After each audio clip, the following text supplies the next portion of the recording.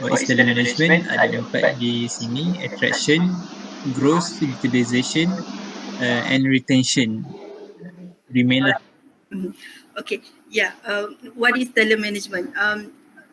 Dalam bahasa yang paling senang kita faham adalah telemanagement ni adalah how kita handle our people from the moment of the recruitment until the resignation. So why it is what is telemanagement actually? So it is how we attract the people to work with us, how we let our people grow in terms of their career development, career growth, and so on and so forth, and how we utilize them. So maksudnya kalau kita utilize them, sama ada kita terlebih guna, kalau terlebih guna ataupun kita tak menggunakan sepenuhnya dia punya capability. So dalam masa yang sama juga retention, macam mana how we remain that talent so that that talent can be benefited for the organisation. So within in this slide, so I'll elaborate more until the last slide, which is until the conclusion. Alright. So the first one is staffing. Staffing is the new speed limit to growth. So it is not the access to capital or technology that will constrain the growth of enterprise. For example, the South African economy, but rather the lack of adequate skills to support organizational growth plans. This is based on Italia Boninelli, HR Director of Netcare. So in the knowledge-based service sector of the economy, firm needs to pay as much attention to providing a great working experience for their staff as they do providing a great service experience for their clients. So staffing is not just about appointing, but how we leverage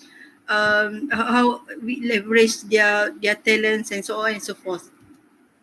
Okay, why telemanagement? So right. Of course, the telemanagement will involve cost. Then why we implement telemanagement? Because we can reduce the cost. Kenapa saya cakap we can reduce the cost? Because bila kita ambil salah orang, and then it will increase the cost. So bila kita ada telemanagement, when we have proper telemanagement framework, we can reduce the cost by retaining the people to work with us in order to achieve the benefits or goal of the organization. And then we also can reduce the risk. We have so many risks in our organization. For example, in the university, kita ada risiko brain drain. Same goes to your organization. Kalau you tak buat telemanagement in your organization, for example, Belia Harmony, so your good people will leave you. So bila you punya good people leave you without doing proper succession planning, Belia Harmony akan kerugian sebab you punya talent akan tinggal macam tu je without any proper planning. So another example of risk in organisation adalah bila kita buat sesuatu program, for example nak buat Bachelor of Biomedical Science dalam universiti. So salah satu risikonya adalah kalau kita tak buat properly, we won't get any accreditation from the awarding body, iaitu Malaysian Qualification Agency. Okay, alright. And then lack of capacity, overload of people. As I mentioned earlier, it is about the how we utilize our people, and then how we manage how they deal with the client. That's why that's why telemanagement is important for the client service. Right? Why do you work? What do you like or not like? How effectively are you utilized? So why should someone work for you? Alright, the first one is the chance to realize your personal dreams. Kenapa saya cakap to realize your personal dream? Because in any organisation, dia mesti ada what is the company punya goal or benefit. So dalam masa yang sama, um, orang yang appointed tu pun ada dia punya personal dreams. That's why kita kena hire someone work for us, and then a great working, because that people they have great working experience, so we have to utilize dia punya talent in order for us to achieve our goals or target of our organisation. And then of course lastly, commitment to a cause, so that we need our people to commit to commit and to work with us in order to achieve this the common goals or objective of our organization. All right. So in talent management process, we have the strategy transformation. So this is the flow. The first one is to determine the future challenges, and then number two, determine success criteria. Number three, assess competence and potential. And then under the assess competence and potential, we have two categories, which is manage careers and then identify talent pools. And then we back to make appointments, redeploy, implement development strategy, and then apply retention strategy.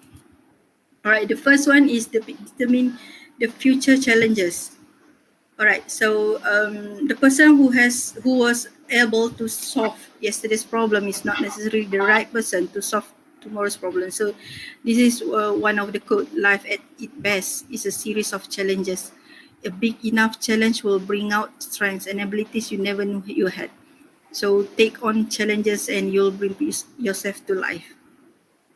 Right. So what are some of the future challenges facing your business, and what are the implications for talent management? So first, you have to identify the future challenges. So this is the example of the future challenges. We have competition, be technology, expansion, and then transformation.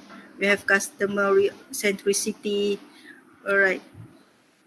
And then number two, determine success criteria. All right. In order for you to determine the success criteria, you have to focus on the mission, critical or anchor jobs, as well as the key stuff. All right. So, what are the future criteria for success? Of course, they need to have the cognitive ability, where um, the cognitive ability is the um, it also can be defined as mental capability that involves the ability to reason, to plan, to solve problems, and then to think abstractly, comprehend complex ideas, learn quickly, and learn from the experience. So, um, this kind of ability, macam mana cakap, bila you appoint seseorang, you have to make sure that they have the ability, not only the normal ability, but they have to have all those things that I mentioned earlier, so that they can work for you. And then they need to have the personal effectiveness, means something entirely different for everyone based on the career, personal life, and goals. As a general rule, personal effectiveness means to utilize all the skills, talents, and energy to reach a goal or set of goals in the life. And then the emotional intelligence, how is the capability of individuals to recognize their own emotions and those of others, so they can apa tu differentiate between different feelings, so that they can work balancedly, and then they can work. But that's why they have the emotional intelligence, and then they need to have the technical functionality competence. That means despite of the generic function, they need to have their specialization in very technical part of the skills. And then the leadership ability. So why the leadership ability is important for the success? Because effective leaders have the ability to communicate well, motivate their team, handle and delegate responsibilities, listen to feedback, and have the flexibility to solve problems in an ever changing workplace. So strong leadership skills are valuable for all job applicants and employees. And then of course they need to have business skills, because if you appoint someone who does not have business skills, you will ruin your business, because of course the main target is to to achieve your business target. If you are doing something with regards to the with apa tu, related to economy or something, um, of course profitable, dia cakap, your company must be profitable, so that you that's why I said that you need to appoint someone that have that business skills. And of course the business development, how they can develop your business from zero to from zero to hero, so making profits not only 200 but even more. And then for the strategy fit or values, how they match, the matching taking place through strategy. And we know that this is vital, that the company has the actual resources and capabilities to execute and support the strategy based on the company's planning. And then the client management, how they interact with the client, how they interact with the customer, using what methods. Of course in managing the client, they need to use the diplomacy skills, so that they can understand the client better. And then the most important thing is the race, the gender, as well as the networking, because from this networking they can apa tu, if they have the ability to building rapport or networking with people, they can apa tu uh, they they can expand their business well. All right. And then for the next step is to assess competence and potential of the people. All right. So what is the current reality? Is there any gaps on this? All right. So the first thing is they should know the demographics. As I mentioned earlier, what is the race, the gender, the age, and the qualifications. What are the skills and the competency, and then what are the potential of the people that can be bring to your business. All right. So this is the assessment that you can do for your people. The first thing that you should do is to identify what is their qualification. Of course, if you need people to hold the position of finance, of course you need to have someone who have financial background, isn't it?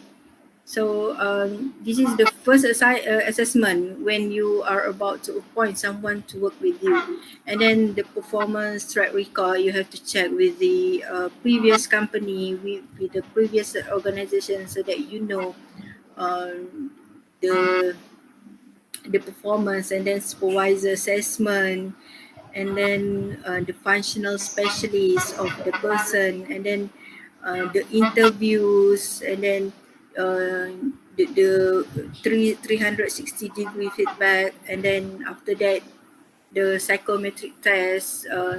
They can from the psychometric test, you can identify the cognitive, the personality, and etc. Sometimes when you do this psychometric test, they have different sets of questions that can identify different skills of the people. They know the ability of the people to as I mentioned earlier about the cognitive ability.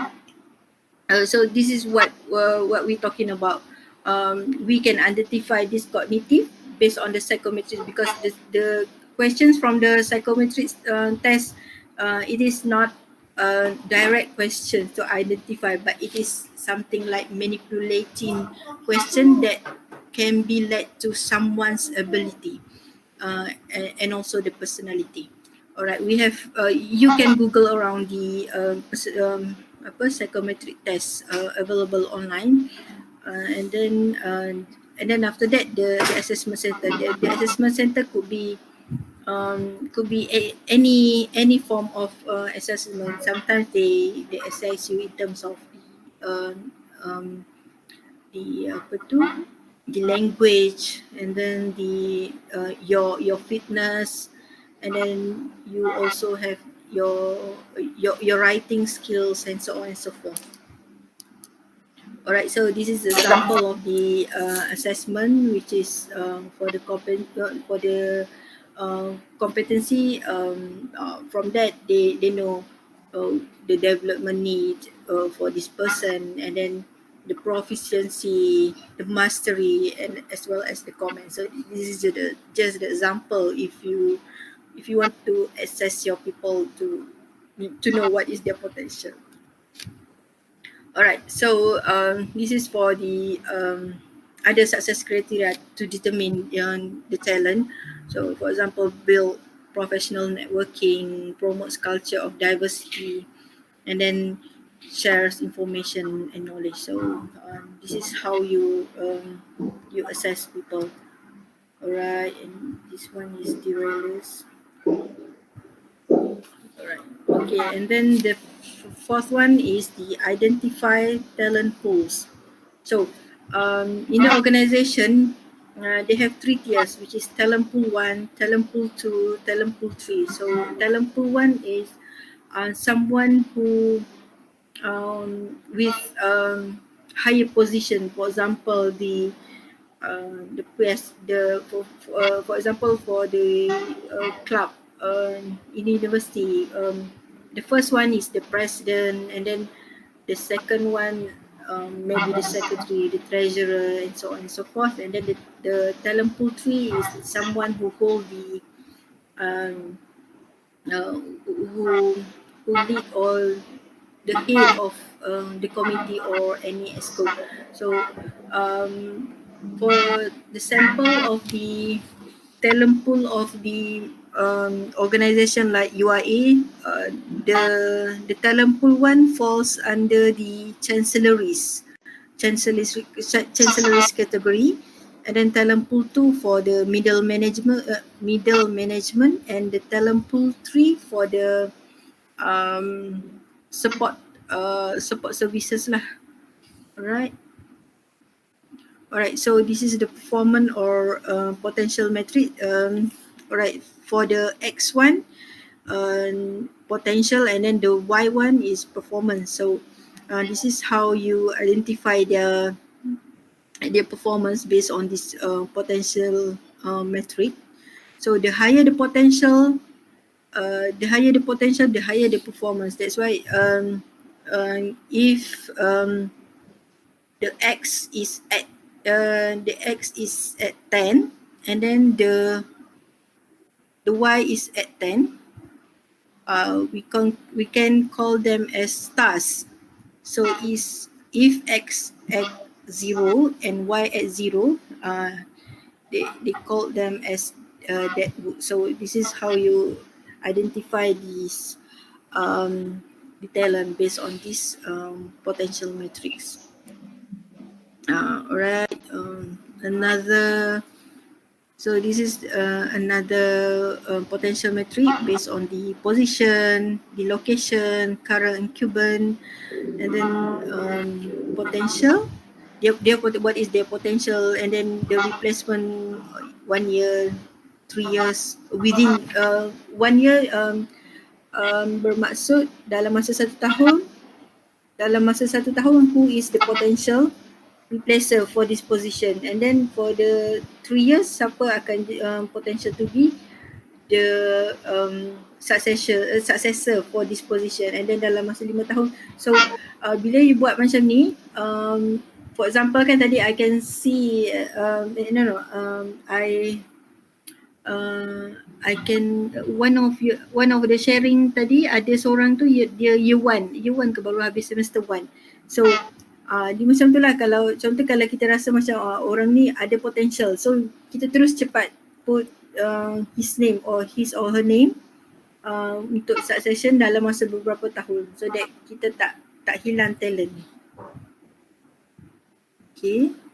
Alright, so the next one is manage careers. Alright, succession and career management. Alright, this is the career flow. The S1 is capabilities and the Y1 is challenges. So the flow dia menaik lah, and then we can see that this career management is about enabling people to take advantage of possible opportunities. So the capabilities dia akan menurun bila ada frustration, boredom, anxiety, empire building, and ada interference from siapa-siapa lah, and then time and energy external. And then in terms of challenges pula, ada beberapa challenges dalam career flow ni. Antaranya adalah anxiety, stress, depression, position power, lowering of levels of work, withholding of information, and then task overload. So actually in career flow ni, bila semakin tinggi your position, semakin tinggi your capabilities, you will you will face all these kind of capabilities and challenge. So just bear with it.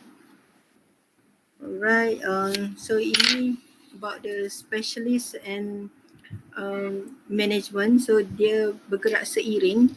Specialist and management is like the professional career.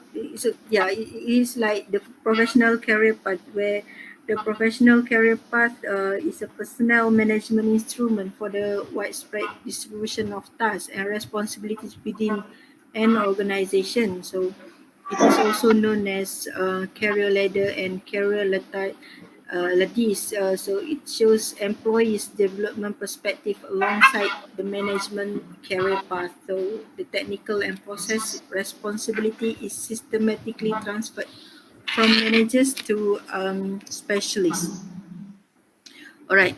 So untuk career discussion, the career discussion ni dia must be a formal discussion, and it must be regularly discussed with the management and the staff, and then to review the career to date, to discuss the personal aspiration. So this is just an options, and then identify success criteria to be the best option, to be the best position person to take advantage of these options, and then to review the current assessment information, build personal insight. That's how we know the level of when we do the assessment, then we know the level of performance of the staff, and then commitment to action by the employee and the organization, so that they have the these two-way communication, and then set the review date of the career discussion. Alright, the next one is make appointments.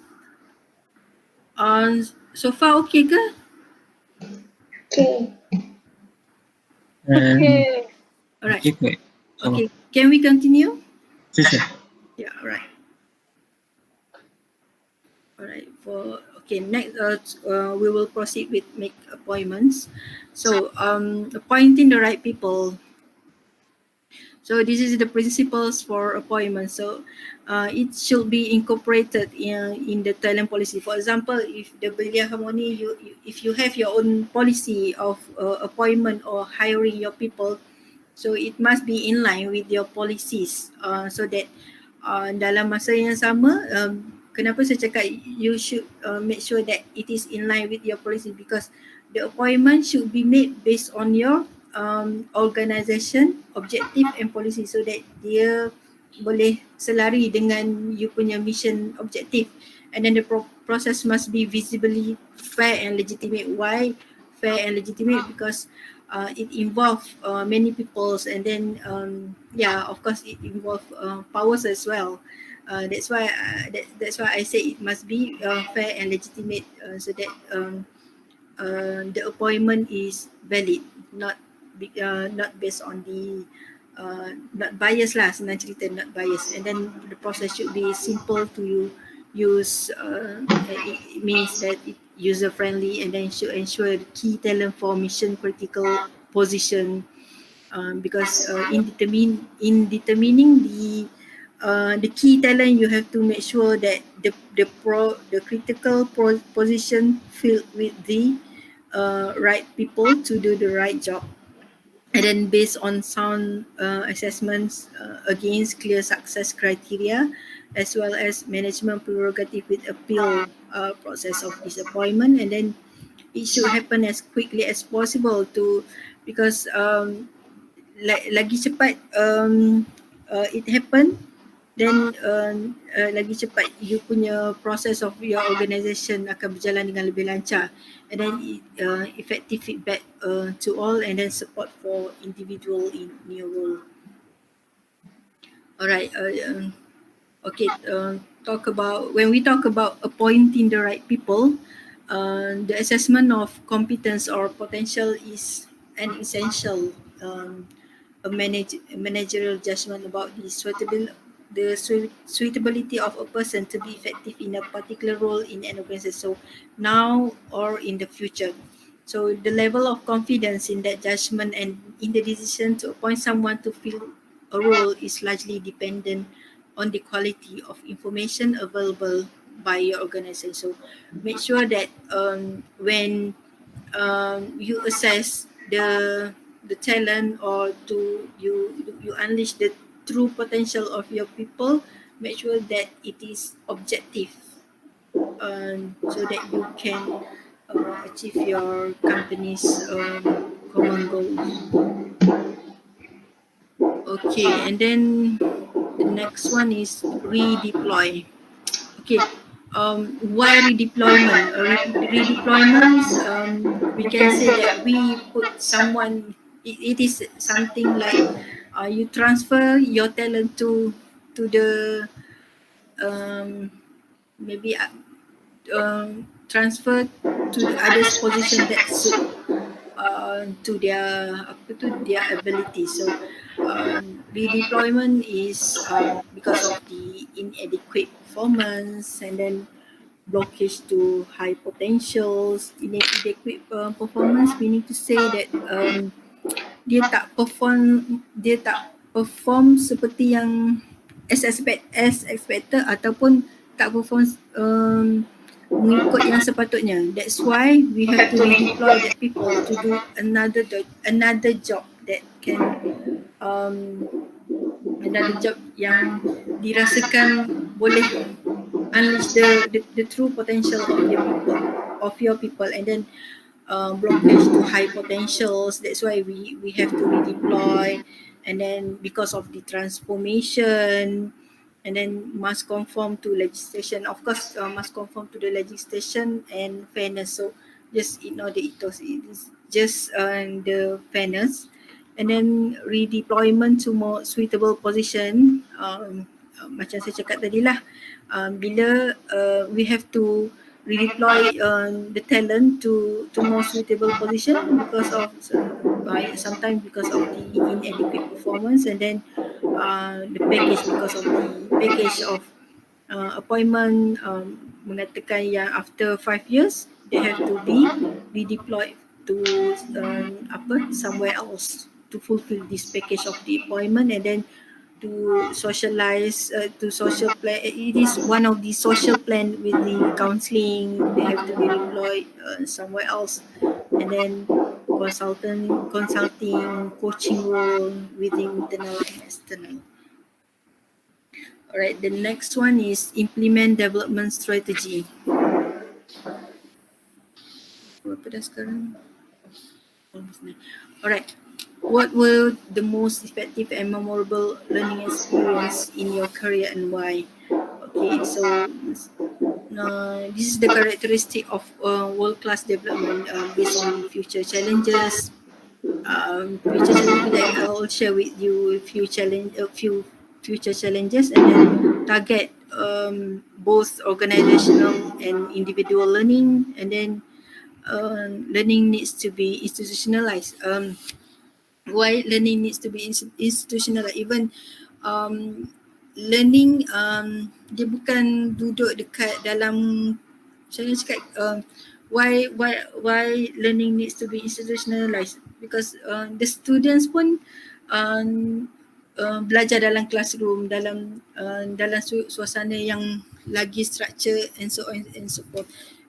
That's why I said the learning needs to be institutional rather than individualized, and then improve current performance and prepare for future career options. And then employees should take considerable responsibility and multiple learning interventions. So, right, okay, yeah, this is the multiple learning strategy of the future challenges. The first one is the project and assignments, and then action learning for the employee, and then the experiential global reading or internet search, and then coaching and mentoring, formal training, continuing education. So I believe that all of you memang dah ada this learning strategies in your organisation ataupun under the Belia Harmony, because this is the current situation of learning of apa tu dalam dunia zaman sekarang. So I think benda ni bukan lagi asing for all of us, tambah lagi dengan IR 4.0 sekarang ni kan. Okay, and then the last one is apply retention strategy. Kenapa ada dua ni? Alright, so top 5 under research global benchmarking study, top 5 factors affecting an employee's decision to stay or leave. It is because of the quality of relationship with supervisor or manager. Sometimes we often hear that sometimes kalau kita ada good quality of work, but if we don't have good supervisor, it could create trouble for us. So that's why it is one of the factors affecting an employee's decision to stay or leave. Make sure that the your people have the good work and also have the good people to work with, so that they can maintain so that they can stay with you for a longer time. And then the ability to balance work and home life. We talk about emotional intelligence just now, and then the amount of meaningful work, feeling of making a difference, rasa macam motivation every time. Kalau rasa macam demotivate, sometimes they tend to leave the organisation. And then level of cooperation with co-workers, how macam mana dia punya dia punya apa tu orang panggil how they can work well with other co-workers, sama ada dia tu adalah team player or not. And then level of trust in the workplace, kalau in the workplace ada co-workers ataupun ada you punya colleague yang you cannot trust, so it also will create trouble for the staff to whether they want to stay or to leave the organisation. And then the 5 most value retention intervention are conduct internal studies, surveys, focus groups to understand why employees will stay. Of course, when you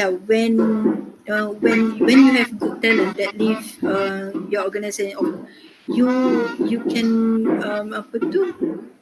you can have a survey to understand why they leave, so that you, if you know what is the problem, then you know how to solve that problems in future.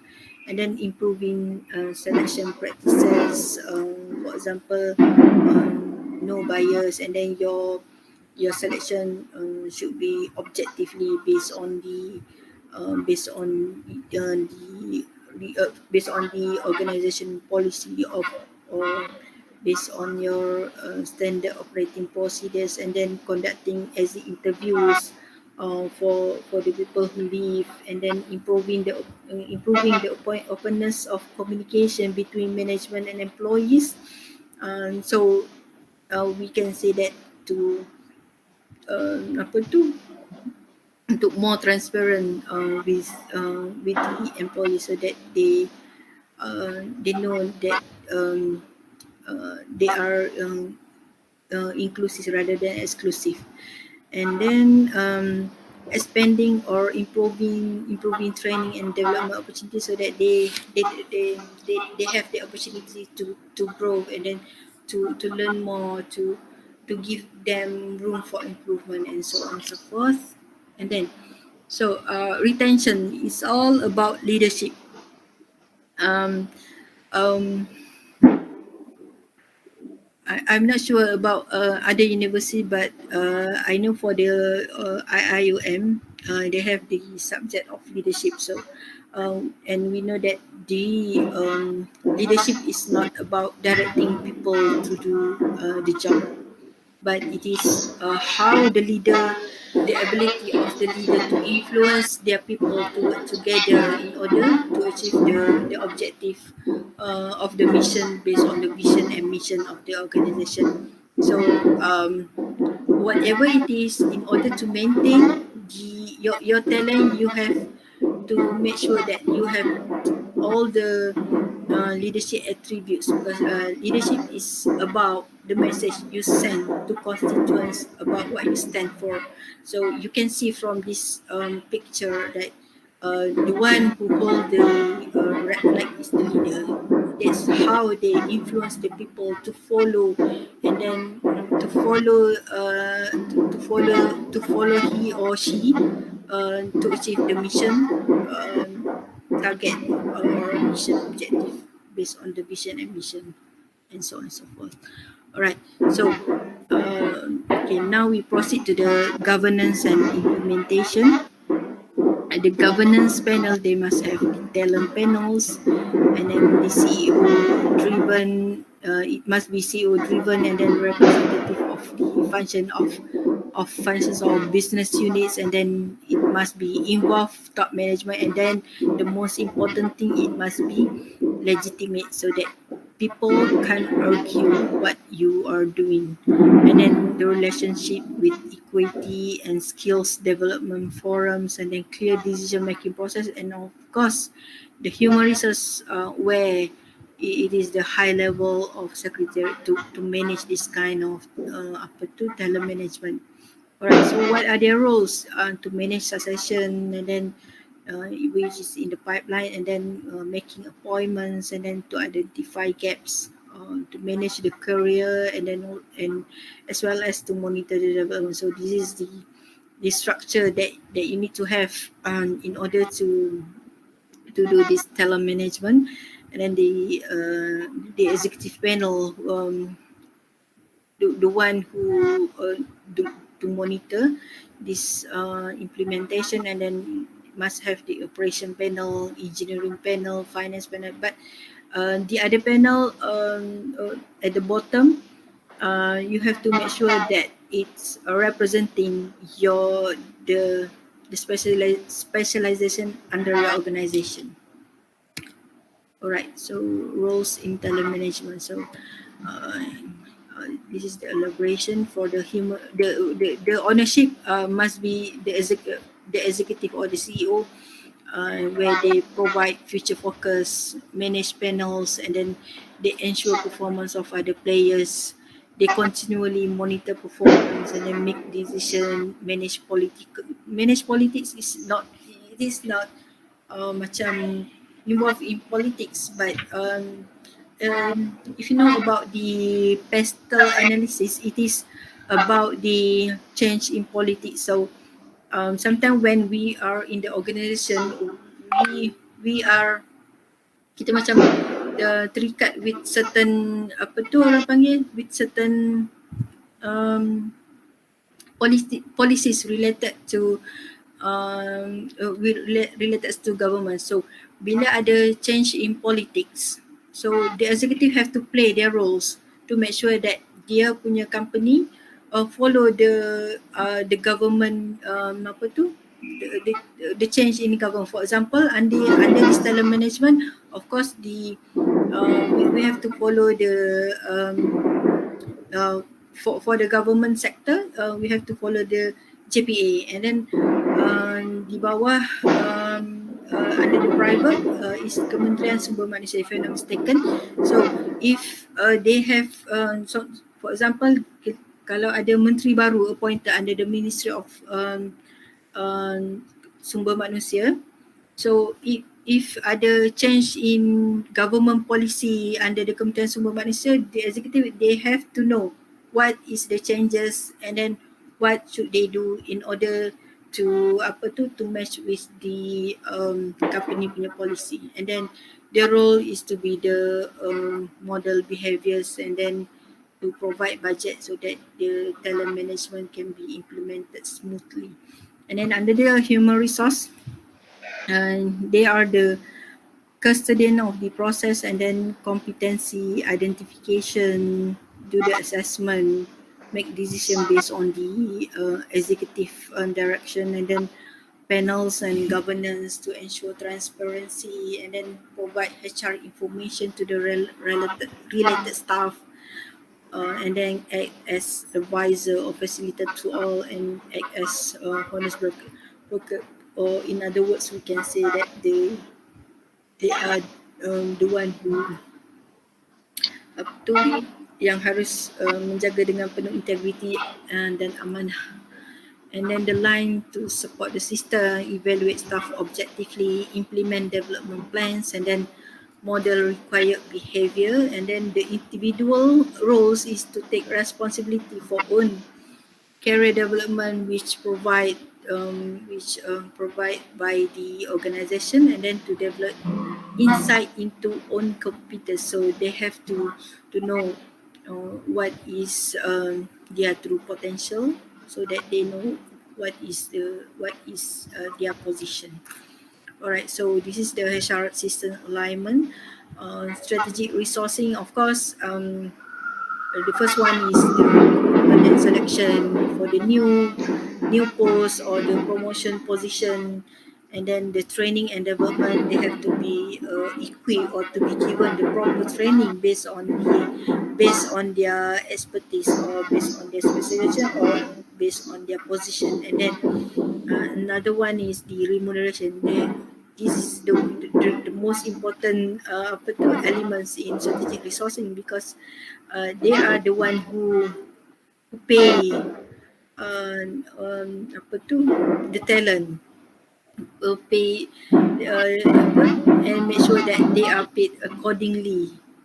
And then the wellness, the welfare of the talent, they have to, we have to make sure that all of things. And then the performance manager, how they whether they perform or not, underutilized or overutilized, or and then to discuss on the performance improvement plan if they did not perform well in the organization based on their specialization. And then all right, the the policy and system framework. So in organization, you should have the policy with regards to HR, telemanagement, and so on and so forth.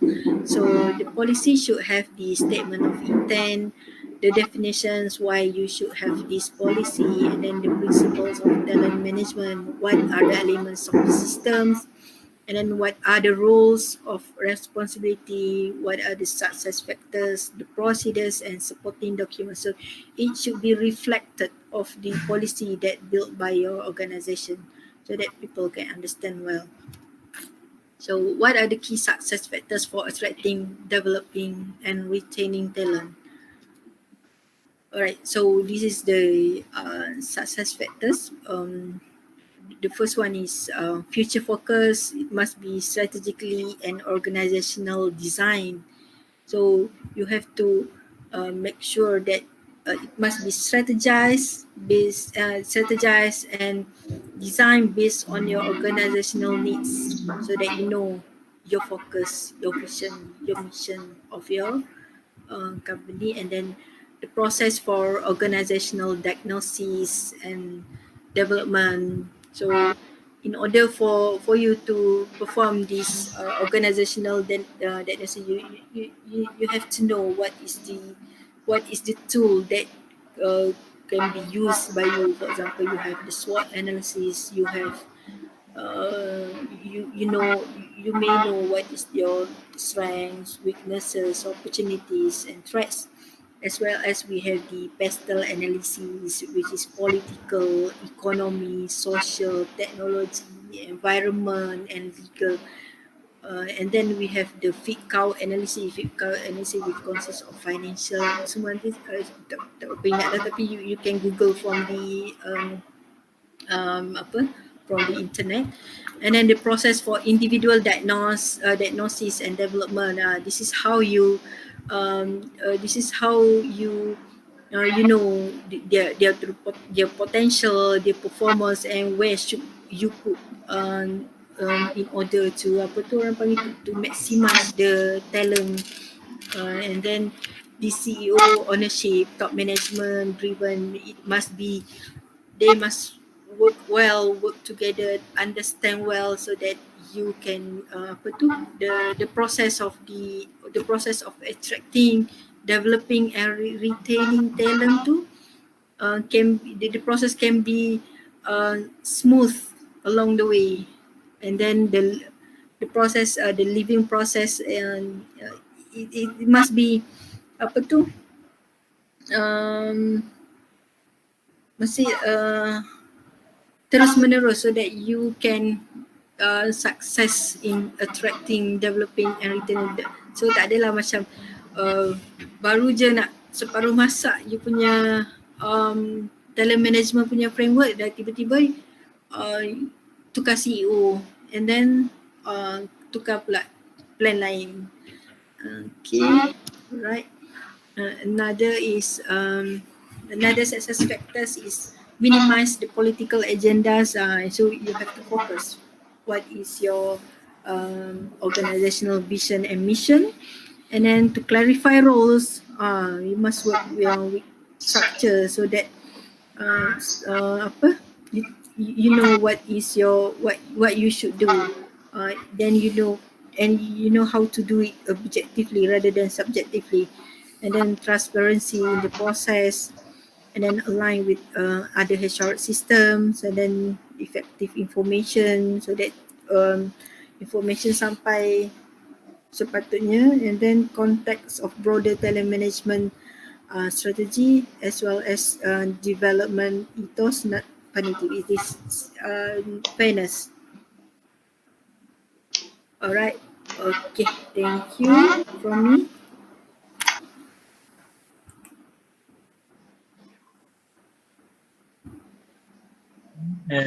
Terima kasih kepada Puan Asmawati tentang micromanaging talent, iaitu banyaklah tadi yang diterangkan secara spesifik kan, tentang flow dia dari awal-awal tu kita nak determine apa challenges yang bakal dihadapi, kemudian flow seterusnya kita nak tentukan kriteria yang kita nak buat assessment dan appointment dan so on. Jadi baru pukul 10.08. Jadi saya akan bukalah pada sesi soal jawab. Tadi saya perasan ada persoalan di ruangan chat oleh saudara Fahmi. Soalan dia adalah what is the difference between talent management and talent development? Right. Terima kasih Cik Fida kerana utarakan soalan tersebut. Alright, perbezaan antara talent management dan talent development is how kita manage our talent, while talent development is how we develop our talent. For example, contoh, you sekarang ni you nak develop your talent untuk jadi presiden. So talent development is talent development adalah kita nak develop siapa nak bagi contoh siapa Okay, contoh you nak develop, terbagi Mira Filzah pula dah. Alright. Okay, saya bagi nama Mira Filzah lah sana. Alright, you nak develop Mira Filzah untuk pergi ke presiden punya post. So you dah letak dalam Mira Filzah, okay, ini Mira Filzah. So dia punya succession adalah untuk presiden punya post. So you dah provide dah dia dengan necessary punya apa-apa yang patut. For example, you dah bagi dia pergi training, you dah bagi dia pergi sambung belajar, and then you bagi dia apa saja training yang sesuai untuk membolehkan dia memegang jawatan presiden. Contoh kalau dia tak cukup, contoh dalam untuk jadi presiden tu kena ada kena sit for IELTS, which is the minimum requirement is 7. So you dah bagi dah dekat dia all this criteria to be the president of this club or society. So this is how you develop your people. And then untuk talent management ni lah, macam mana you uruskan your people daripada recruitment until resignation. So including kalau dia ada performance problem, this is how you settle your people. Macam mana you tak nak dia tinggalkan company walaupun you tahu yang dia ada sedikit kelemahan, tetapi you try to macam mana cakap, walaupun ada kelemahan tapi you try to cover, and then you do this based on this performance improvement plan. So it's different because talent management ni macam mana kita uruskan kita punya talent, but talent development is kita develop people untuk capai certain punya position. That means we grow that talent to be at the positions. Alright, adakah itu menjawab soalan kepada Cik Fida tadi? Ya.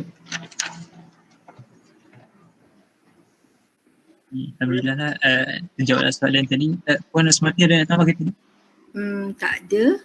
Ada soalan lagi ke? Ada. Banyak lagi. Alhamdulillah. Okay, soalan seterusnya daripada saudari Lydia. Nampak semua dah bahasa English ni kan. Okay, what does company look at in employees' talent?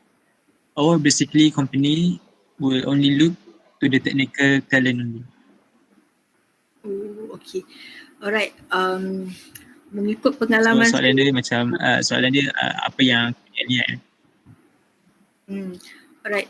Kalau ikutkan pengalaman saya pernah menjadi panel dalam interview, dia ada dua benda yang kita akan tengok. Dia ada dua, satu adalah generic function, and then the other one is functional, yang memang specialized specific function.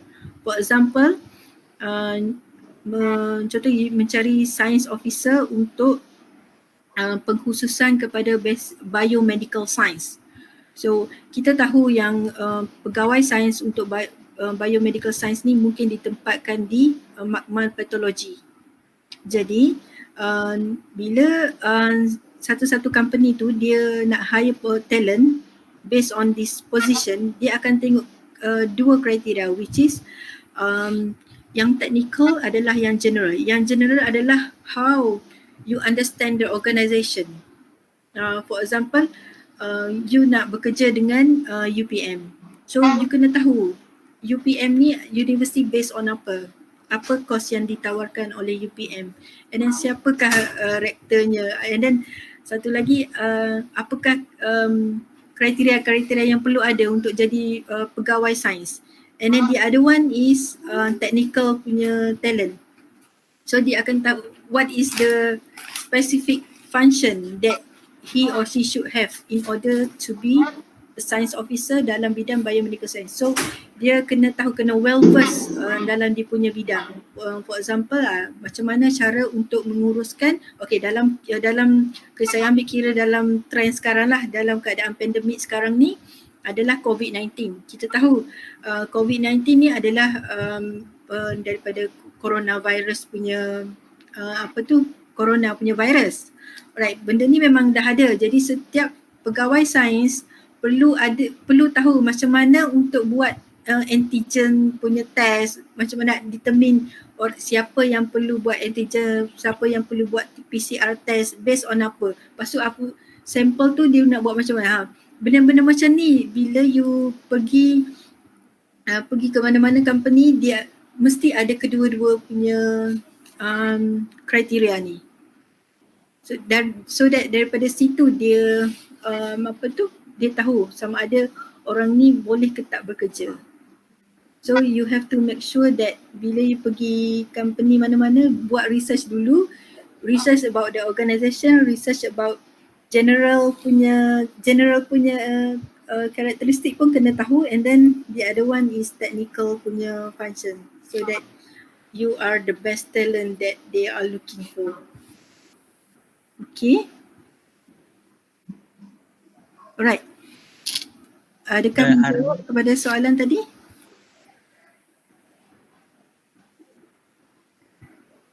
Alright. Okay, terima kasih. So saya kembalikan kepada Cik Khairul Nazmi. Jadi kita akan manfaatkanlah masa yang berbaki ni, insyaAllah. Jadi seterusnya daripada Siti Dayana, alright. How to overcome fear of big responsibilities. It's a big word, big responsibilities. Mungkin ni berlaku dekat ni kot, untuk kita nak cari pengganti pada posisi kita kan. Oh, okay. Alright. Sebenarnya how to overcome fear of big responsibility, the first thing that you kena adalah resilient, and then adaptability, and then kena ready je. Macam mana cakap, ada satu, kalau if you know one of the idioms, saya suka sebab ini merupakan saya punya case study, iaitu jack of all trade, master of one ataupun master of none. It could be master of one or master of none. Alright. Bila you berada di satu position, you tak boleh terikat dengan satu kerja saja. So you kena buat macam-macam kerja.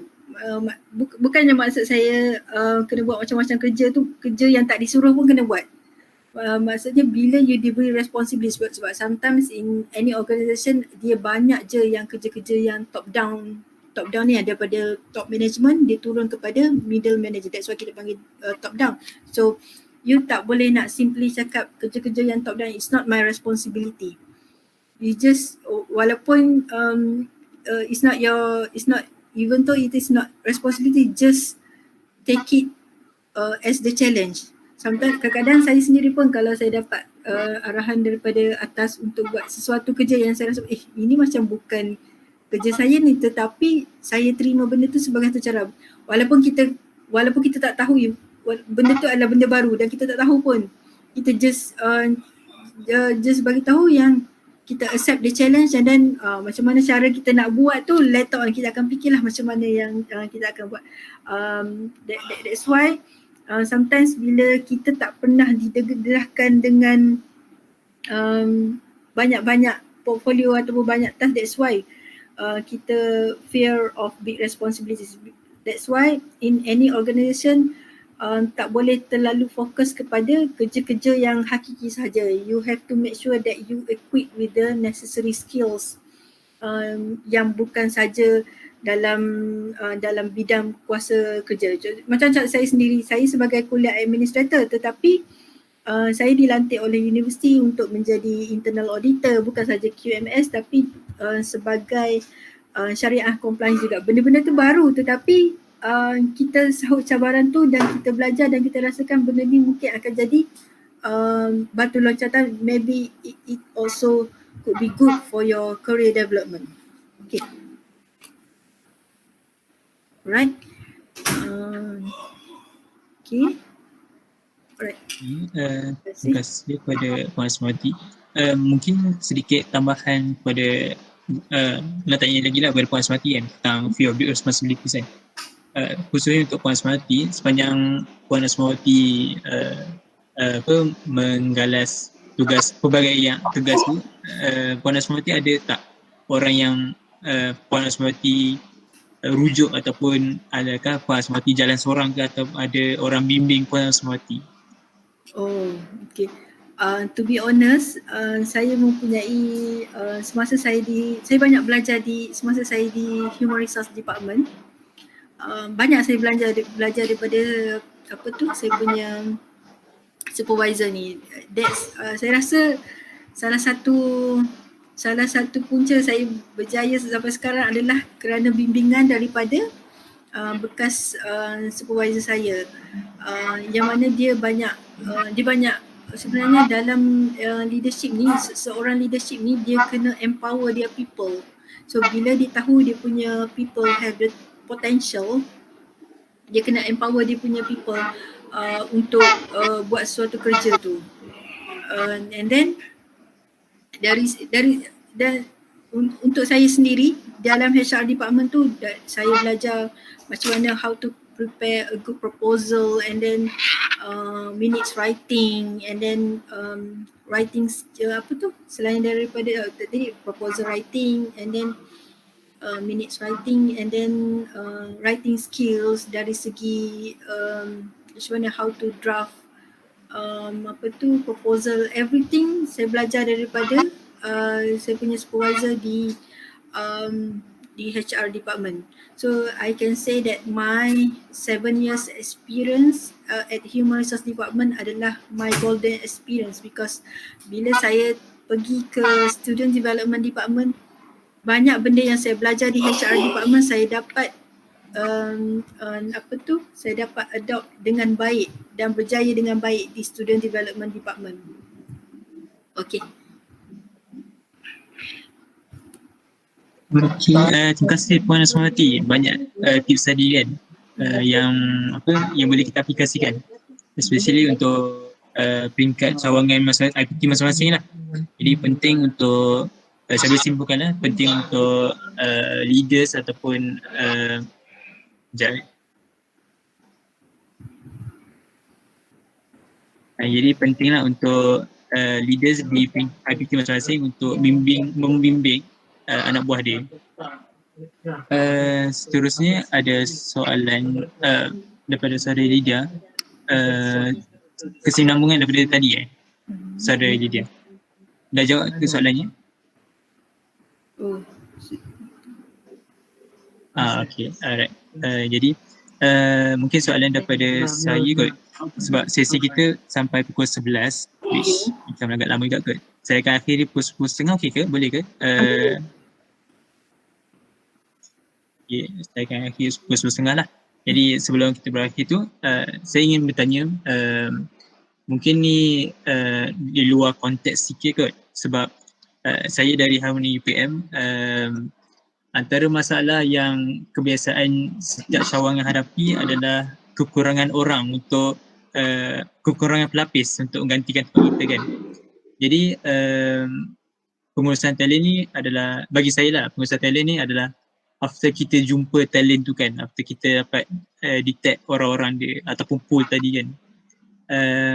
Soalan saya adalah bagaimana in the first place nak terapkan talent tu untuk ahli harmoni di cawangan masing-masing lah. Saya faham macam tadi kan ada kriteria sukses tu. Mungkin kriteria sukses tu adalah daripada perspektif kita yang kita nak kan. Sebab saya faham harmoni adalah satu badan yang membina manusia juga. Jadi mungkin Puan Asmawati boleh menjelaskan lagi kot tentang kriteria yang diperlukan lah untuk kita bergerak supaya harmoni di cawangan masing-masing ni kekal sustain. Faham ke soalan ni? Panjang pula. Okay, tak apa. Nanti kalau saya tak faham, saya terus tanya. Alright, macam ni. saya akan menjawab dalam skop talent management. Alright. Tadi Cik Karol Nazmi ada bagi tahu yang kekurangan talent. So boleh saya tahu kenapa kekurangan talent tu? Kekurangan talent mungkin dari segi bila maksud saya untuk cawangan saya sendiri kurang bengkel Penokohan. Mungkin Penokohan ada Penokohan tu untuk group of specific people je. Dia tak umum lah. So macam saya rasa kekurangan di situ lah. Kurangnya bengkel Penokohan, kepimpinan yang membina, yang menerapkan lah kriteria asas yang kita nak tu. So end up jadi bila tak ada Penokohan ataupun penerapan kriteria tadi, ada gap lah antara yang duduk atas, yang harmoni, yang dalam pengurusan dengan ahli-ahli dia. Ada gap lah di situ. Okey, dalam kerangka sekarang ataupun dalam framework yang mungkin yang existing, yang macam mana you punya plan untuk yang dah ada position sekarang ni, macam mana yang bagi harmoni identify talent yang akan pegang higher position tu? Yang pegang position sekarang tu macam mana you dia cari pelapis je. Macam mana you cari pelapis sekarang?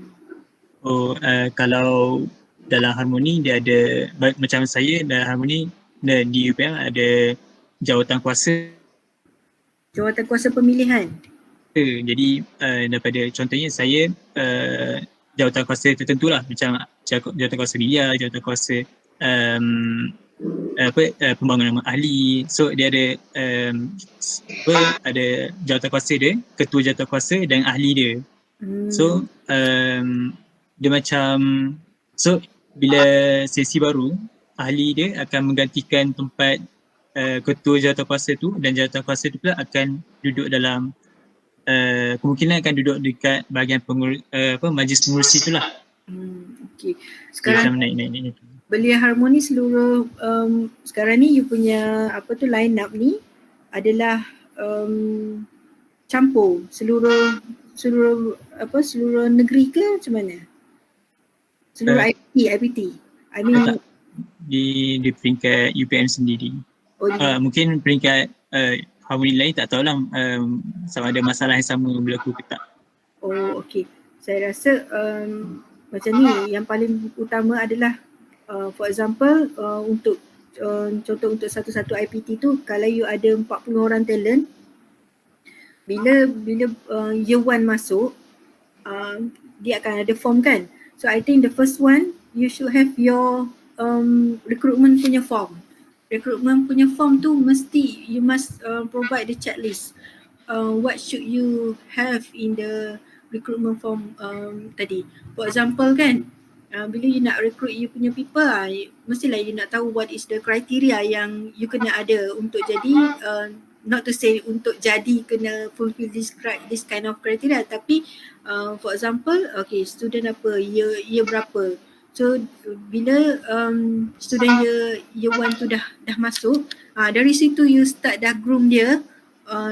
Mula-mula perkara pertama mungkin you boleh minta dia isi compulsory to fill in the survey. Dari situ you tahu what is the result of the survey, and then you know this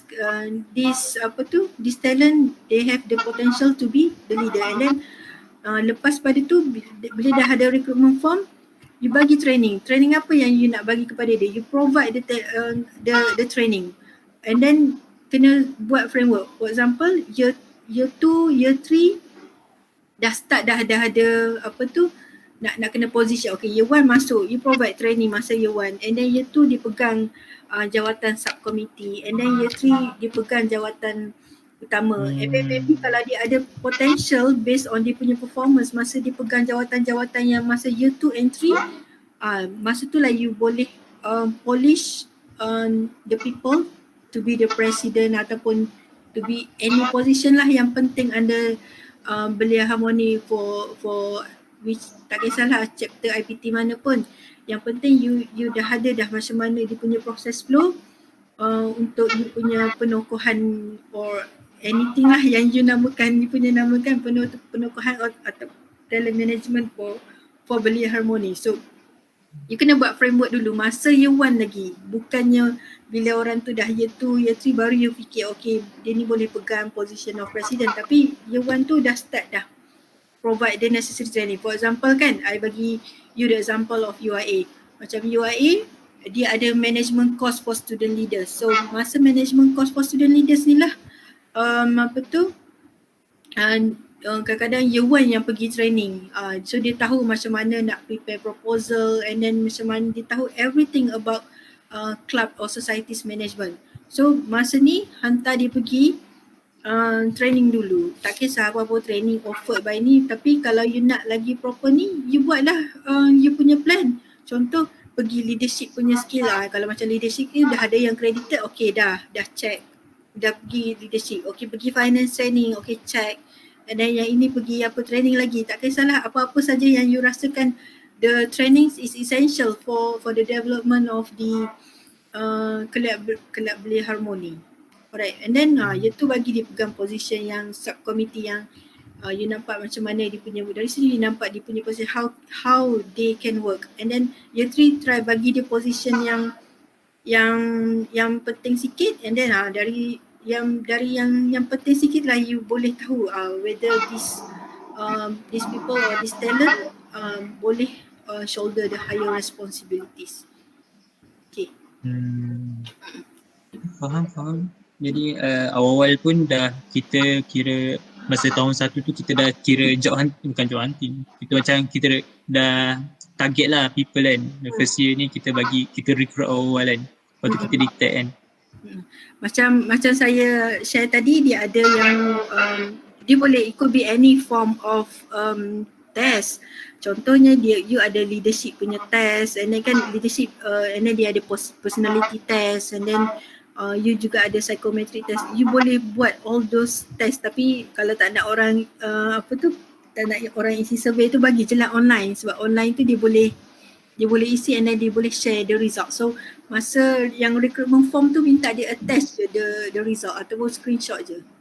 So dari situ lah you boleh tengok sebenarnya it is like profiling punya ni.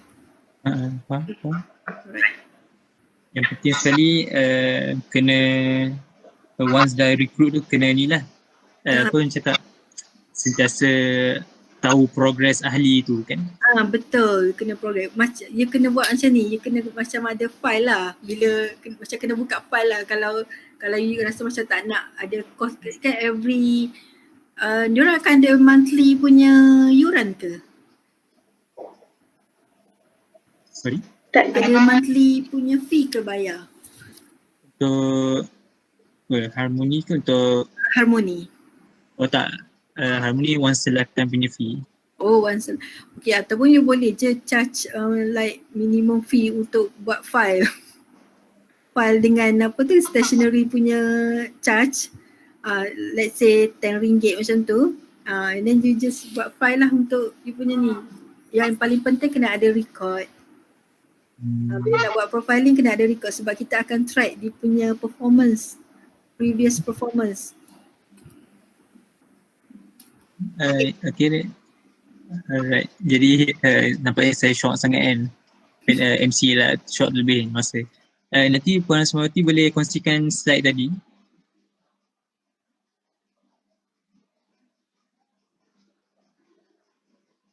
Hello.